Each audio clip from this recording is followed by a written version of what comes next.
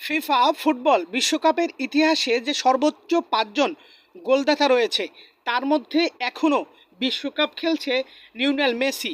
Messi কি পারবে সবার রেকর্ড ভেঙে তিনি ১ নম্বরে যেতে? বর্তমানে ৫ জনের মধ্যে তিনি কিন্তু অবস্থান করছেন ৪-এ। তো আপনাদের যদি বিস্তারিত একটু বলি, অবশ্য আপনারা স্ক্রিনে দেখতেও পাচ্ছেন মিরোস্লাভ ক্লোসা, যিনি জার্মানির হয়ে মোট ১৬টি গোল করেছেন। ২০০২ থেকে ২০১৪ পর্যন্ত তিনি এই ৪টি বিশ্বকাপ খেলেছে। অন্যদিকে রোনালদো নাজারিও, যিনি ব্রাজিলের হয়ে ১৫টি গোল করেছে।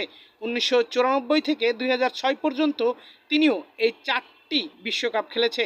অন্যদিকে গার্ড মুলার, যিনি জার্মানির হয়ে ১৪টি গোল করেছে, অর্থাৎ তিনি ১৯৭০ এবং ১৯৭৪ এই ২টা বিশ্বকাপ খেলেছে।